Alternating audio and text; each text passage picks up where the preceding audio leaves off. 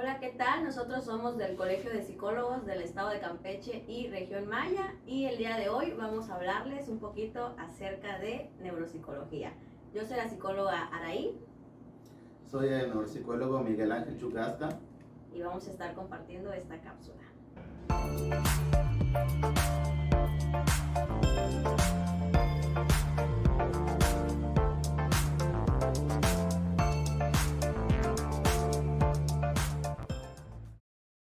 Ahora sí, vamos a comenzar. Psicólogo, ¿nos podría compartir un poquito acerca de qué es la neuropsicología? Ok, muy bien. La neuropsicología la podemos tomar en función de que es la unión de los aspectos del cerebro como la estructura y esta relación que hay entre lo que es el comportamiento y la conducta. Es como si pudiéramos unir, en resumen, la parte de lo que hace un poco la neurología y lo que es la psicología. Así pues lo podemos tomar y pues tentativamente digamos que es como una de las áreas de la neurociencia más jóvenes. Tuvo como tal más impacto a partir de 1950, como para el siglo XIX también, de que hubieron como tal estos aspectos, ¿no?, de psicología cognitiva y de tanta área experimental en fisiología, y digamos que de ahí fue donde surgió como que esta línea, ¿no?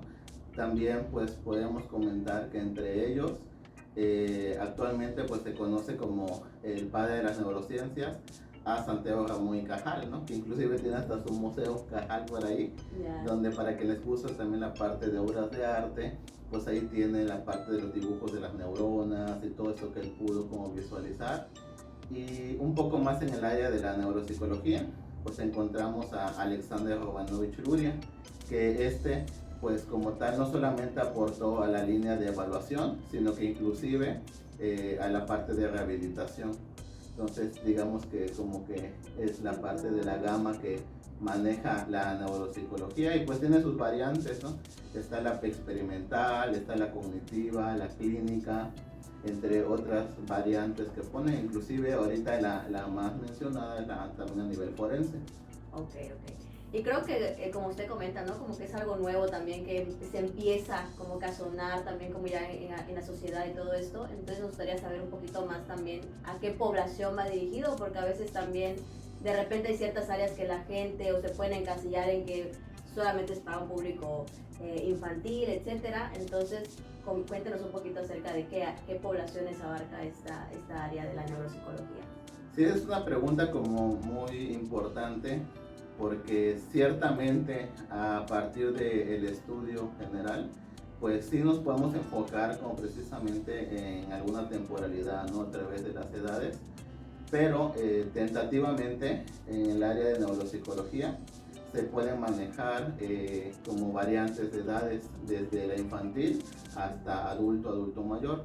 ¿Esto en qué sentido? En la parte de la neuropsicología infantil, que esta pues precisamente surgió, ¿no?, del sentido de no solamente estudiar un cerebro adulto y compararlo con un cerebro de niño, sino que se enfocó para que se hagan estudios precisamente solamente a niños y niñas, porque el desarrollo cerebral pues es diferente, ¿no? Aunque tentativamente en los primeros años el cerebro anatómicamente ya tiene el tamaño semejante a un adulto, esto no quiere decir en sí que ya tiene como tal las funciones neuropsicológicas del desarrollo adecuadamente. El cerebro sigue madurando hasta ahí de los 30 años, específicamente la área prefrontal, que es la que acaba de madurar de último. Y pues entonces en la parte infantil estaríamos hablando de lo que es como trastornos del neurodesarrollo.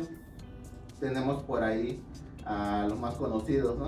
El TDAH, la que discapacidad. justo acá vamos a hablar Exacto. mucho del TDAH porque es el mes, ¿no?, en el que se dio como esta parte del día del TDAH para conmemorar.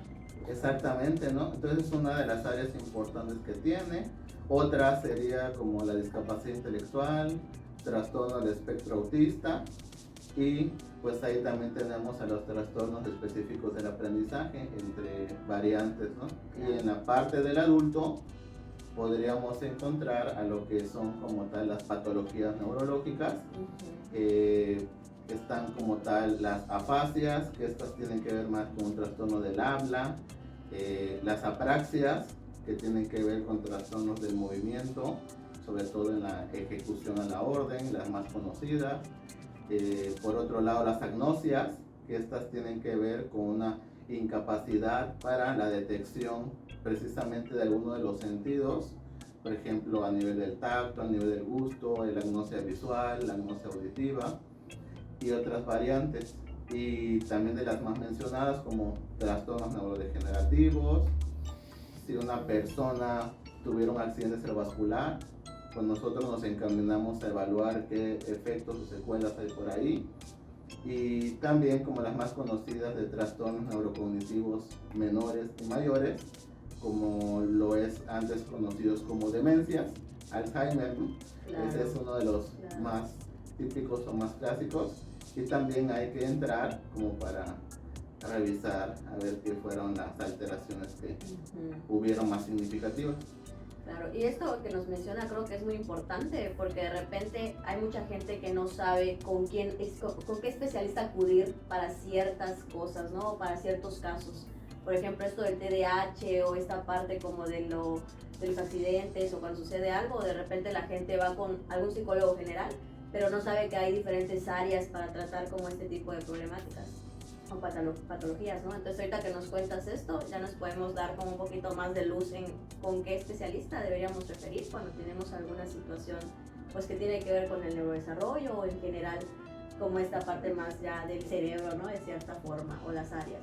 Sí, y es que algo importante de lo que acabas de mencionar es el trabajo multidisciplinario, porque como bien mencionas, usualmente más en los trastornos del neurodesarrollo, no solamente es como que intervenga una persona, usualmente a veces lo identifica el médico, o a veces primeramente el psiquiatra, o en el caso de niñas, niños, el psiquiatra, el pediatra, ¿no? Y todo este es un trabajo que va a estar como en equipo, porque también tenemos que saber cuál es la opinión del neurólogo, si hubiera alguna afectación de daño cerebral fisiológico, y nosotros nos tocaría como el área funcional, ¿no? En la detección. Entonces es una labor que en la mayoría de los casos pues tenemos que estar en comunicación, ¿no? Claro. Para poder dar un seguimiento adecuado a los casos. Okay. Y ahora nos mencionabas hace ratito acerca de la evaluación neuropsicológica. Cuéntanos un poquito qué abarca la evaluación neuropsicológica o en qué caso se requiere, para qué se aplica esta evaluación. Pero aquí lo primero que tendríamos que definir sería el objetivo de la evaluación, porque hay desde los más, vamos a decir, específicos hasta como que los más extensos. Entre lo que más se pide precisamente es un perfil neuropsicológico, que en este caso es como si estuviéramos hablando de un cuadro clínico a nivel de las patologías, es decir, cuáles son las coincidencias de sintomatologías a nivel funcional en el área cognitiva que podríamos encajar, ¿no? Como a una persona y decir, los síntomas pues son consistentes, relacionados, por ejemplo, a trastorno espectro autista o a una discapacidad intelectual. Entonces, lo que va a tratar la evaluación allá es ver si encajan en el perfil. Hay otras variantes como en las que puede la persona decir, no, yo solamente quiero saber cómo está mi capacidad cognitiva general, ¿no? Entonces nos enfocamos como si fuera a manera de una gráfica mental, de ver cuáles son esas potencialidades o fortalezas, debilidades de la persona, qué áreas tiene como para mejora y cuáles áreas tienen de oportunidad en cada una de esas áreas. Por otro lado, también se pide inclusive para peritajes, se pide, como comentaba anteriormente, si una persona tiene algún tipo de accidente y esta acude posteriormente a neuropsicología, sería como para evidenciar si hay alguna secuela a nivel funcional después de que ya se hizo la revisión previa fisiológica, que ya se aplicó inclusive neuroimagen. Por ahí tendríamos que ver si a nivel de los llamados signos neurológicos blandos, que son esos pequeños síntomas que no se ven si no se examinan, como cualquier otro. A lo mejor los signos neurológicos duros serían aquellos que podemos ver, ¿no? Una persona, un cambio importante, pero los blandos serían aquellos que solamente examinando los podemos identificar, como por ejemplo en el Alzheimer, ¿no? En las primeras etapas, si se aplica una neuroimagen, no se ve nada, como que diríamos área limpia de la persona, todavía no hay ovillos neurofibrilares, pero en una evaluación neuropsicológica se puede detectar y hay de sintomatología. Entonces, esta, entre otros enfoques, sería a partir del objetivo, ¿no? ¿Qué es lo que requiere el paciente? O como bien le llamamos nosotros, el motivo de consulta, ¿no? A partir de eso sería como la evaluación y se puede encontrar pues varias cosas. ¿Y cuáles son los casos o los motivos más frecuentes para ir a una evaluación neuropsicológica? Los casos más frecuentes han sido en la parte de niños para determinar perfiles de trastornos como tal del neurodesarrollo. Esos son como los más comunes que vienen a corroborarse para que posteriormente se le dé un seguimiento, ya sea a nivel comportamental o ya sea inclusive a nivel psiquiátrico, ¿no? Si necesita la parte de fármaco, eso ya lo decidirá el otro especialista.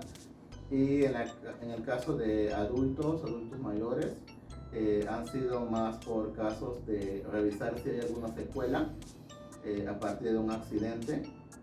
Los más clásicos es después de accidente cerebrovascular o también cuando hay traumatismo craneoencefálico. Y una tercera sería como para corroborar las antes llamadas demencias, ahora trastornos neurocognitivos, si es menor o mayor, porque es clásico, ¿no? Que ya la persona presenta olvidos, que la persona presenta comportamientos. Entonces aquí el detalle es identificar si en el envejecimiento es, digamos, el normotípico o si existe la patología. Pues algo más que quiera agregar, neuropsicólogo, sobre algo importante o relevante que también se nos esté escapando tal vez. Pues yo creo que en la parte también de saber que no solamente es como la evaluación normal, hay una diferencia entre ello en la parte psicológica y otras variantes. En el área neuropsicológica pues existen sus pruebas estandarizadas específicas, pues precisamente para medir un área funcional como son atención, memoria, otras como son funciones ejecutivas y variantes de estas, todas las funciones base y las funciones superiores. A partir de esto es que nosotros podemos detectar pues esta sintomatología diversa y tener posteriormente a la evaluación, que sería como el primer paso, luego generar un programa con un objetivo y su tratamiento, ¿no? Que es la rehabilitación neuropsicológica. Ahí podemos ir desde entrar a lo que es una restauración, que se busca que la persona pueda recobrar sus capacidades tal y cual como estaban, lo más parecido posible. Solamente un tratamiento que es como de mantenimiento, que lo que se busca ahí es que no se vayan en declive las funciones que actualmente se tienen, como la área de neurodegenerativas.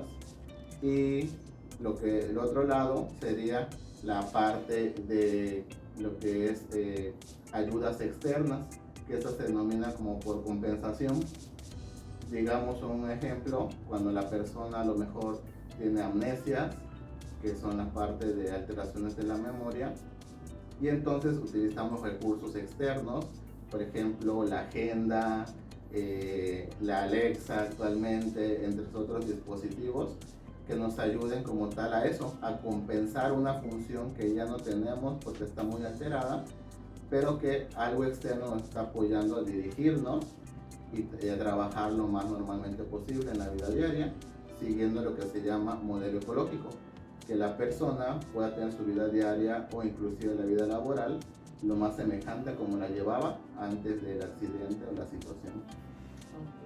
Bueno, pues creo que sería todo por esta cápsula. Te agradezco mucho que nos hayas compartido esta información valiosa sobre la neuropsicología, sobre este campo que poco se sabe, pero que ahora sí que estamos avanzando como en ese proceso de visibilizar un poquito más acerca de la salud mental y de todos estos temas. Entonces, pues esto es todo por hoy. Muchas gracias.